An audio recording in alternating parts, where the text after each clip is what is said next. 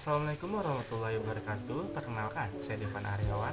Pada kesempatan kali ini saya akan membawakan dan mempresentasikan sebuah materi biologi, yaitu materi substansi genetik.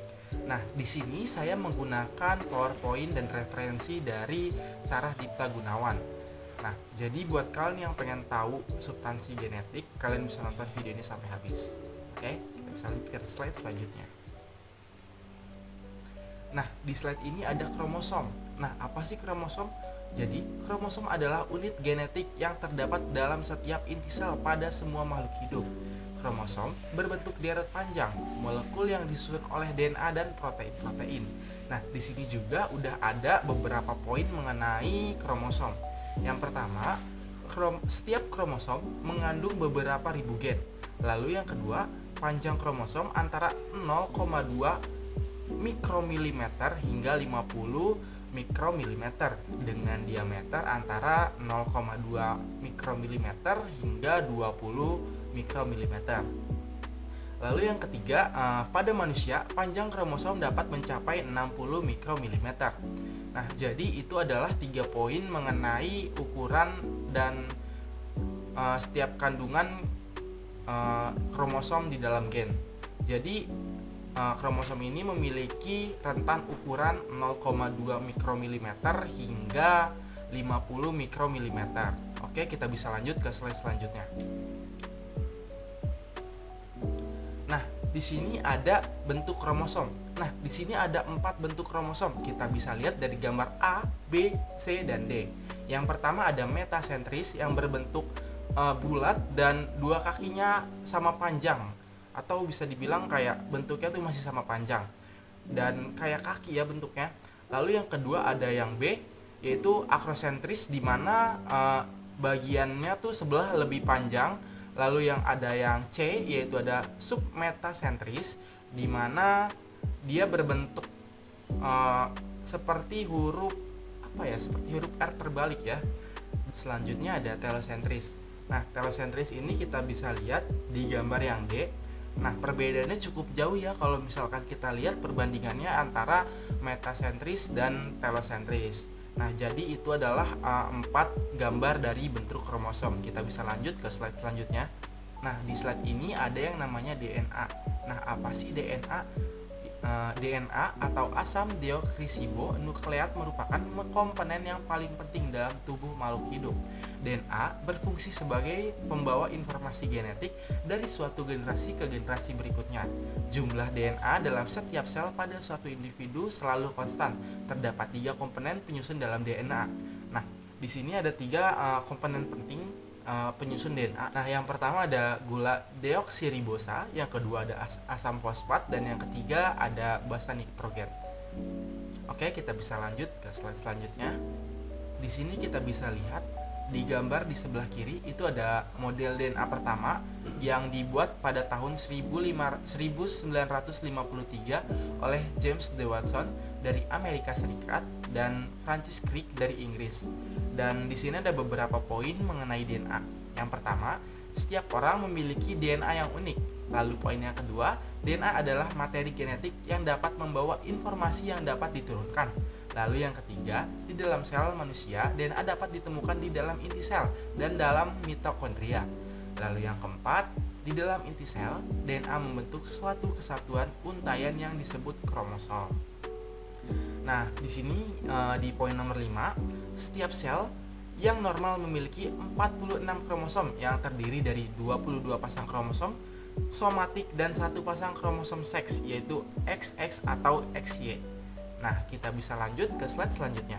Nah, DNA terdiri atas basa nitrogen dan ikatan hidrogen. Rantai DNA disusun oleh fosfat, gula, dan basa nitrogen. Basa nitrogen ada 2 golongan. Yang pertama, golongan purin, terdiri atas adenin A dan guanin G.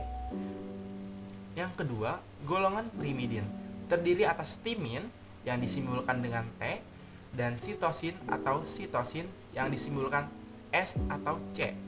Lalu, DNA merupakan rantai panjang yang merupakan polimer tersusun atas monomer-monomer yang dikenal sebagai nukleotida. Nah, kita bisa lihat di gambar di paling kanan itu ada gambar dari adenin, timin, sitosin, guanin, dan yang lain-lain. Nah, di slide ini ada RNA. Nah, apa sih RNA itu? RNA merupakan salah satu macam senyawa organik asam nukleat, serta merupakan rantai tunggal yang rantainya lebih pendek dibanding DNA. Rantai RNA terdiri dari fosfat, gula ribosa, dan basa nitrogen.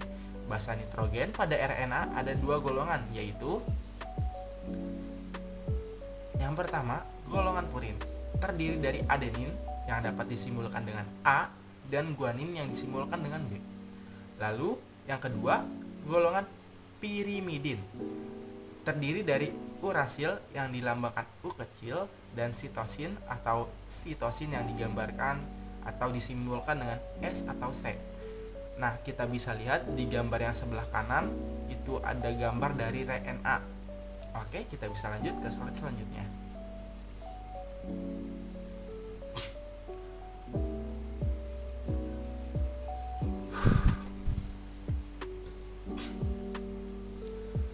Macam-macam RNA berdasarkan fungsinya.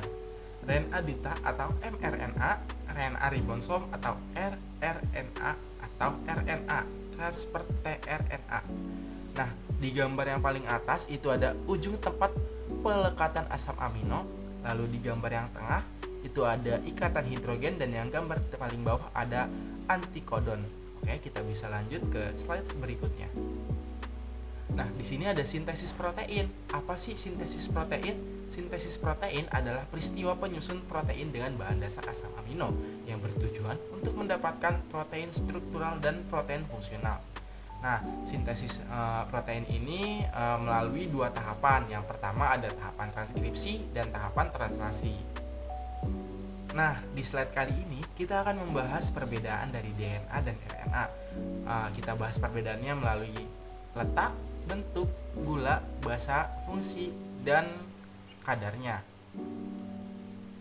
Nah, yang pertama letak. Nah, di sini letak DNA. DNA terletak dalam inti sel, mitokondria, kloroplas, dan sentriol. Sedangkan RNA dalam inti sel, sitoplasma, dan ribosom.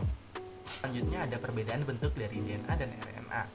Nah, bentuk dari DNA ini polinukleotida ganda yang terpilih panjang.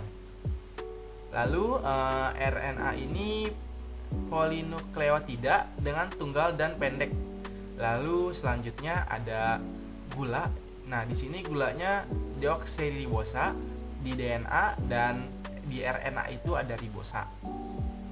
Dan kita selanjutnya membahas basa dari DNA dan RNA. Nah, basa dari DNA ini golongan purin atau adenin dan guanin, sedangkan golongan primadinnya itu ada sitosin dan timin. Dan di RNA ini golongan purinnya adalah adenin dan guanin, dan golongan pirimidinnya itu ada sitosin dan urasil. Selanjutnya kita akan membahas dari perbedaan fungsi dari DNA dan RNA. Nah, DNA berfungsi mengontrol sifat yang menurun, sintesis protein, dan sintesis RNA. Sedangkan RNA berfungsi sebagai sintesis protein. Selanjutnya kita bahas kadarnya, kadar perbedaan dari DNA dan RNA. Nah, kadar RNA tidak dapat dipengaruhi oleh sintesis protein. Letak basa nitrogen dari kedua pita ADN saling berhadapan dengan pasangan yang tetap, yaitu adenin selalu berpasangan dengan timin, sitosin dengan guanin. Kedua pita itu dikaitkan oleh ikatan hidrogen. Lalu selanjutnya RNA. RNA ini dipengaruhi oleh protein macam ARN duta, ARN ribosom, dan ARN transfer. Nah, jadi itu perbedaan DNA dan RNA. Jadi itu adalah perbedaan DNA dan RNA. Nah, jadi segitu saja materi yang dapat saya sampaikan. Mohon maaf atas salah-salah kata yang saya ucapkan, dan mohon maaf atas kurangnya informasi yang saya sampaikan. Saya Devan Aryawan, pamit undur diri. Wassalamualaikum warahmatullahi wabarakatuh.